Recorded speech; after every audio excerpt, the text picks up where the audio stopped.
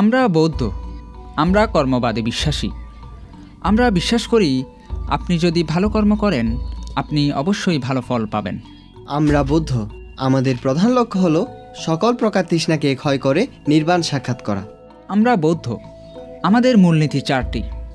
এই জগতে দুঃখ আছে, সেই দুঃখের কিছু কারণ আছে, সেই কারণের নিরোধ আছে এবং সেই দুঃখ নিরোধের উপায়ও আছে।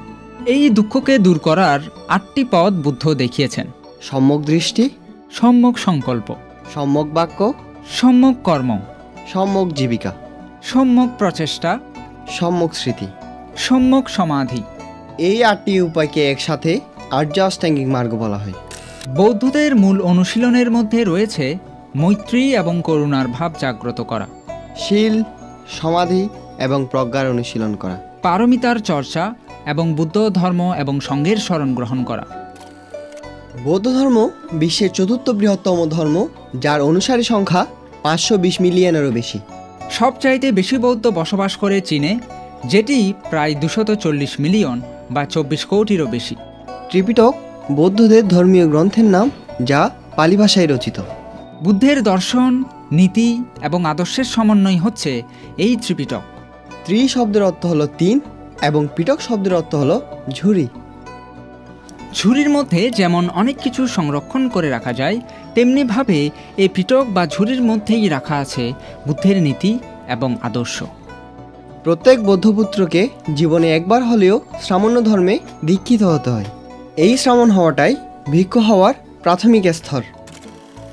বৌদ্ধ ধর্মাবলম্বীদের মধ্যে কেউ মৃত্যুবরণ করলে আমরা বলি আনিচ্চা ওয়াতা সাংখারা, অর্থাৎ জগতের সকল সংস্কার অনিত্য।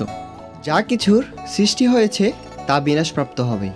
এই জগতের কোনো কিছুই চিরস্থায়ী নয়।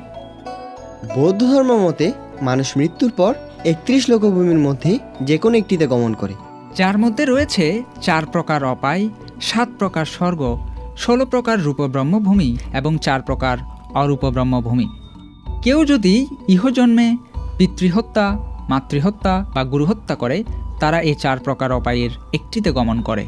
আবার কেউ যদি ইহজন্মে পুণ্যকর্ম করে, তারা 27টি লোকভূমির যে কোনো একটিতে গমন করে। এই 31 লোকভূমির উপরের স্তরই হচ্ছে নির্বাণ। বৌদ্ধ ধর্ম মতে এই পৃথিবীর সকল দুঃখের উৎপত্তির কারণ হচ্ছে আমাদের মনে উৎপন্ন হওয়া লোভ, দেশ এবং তৃষ্ণা।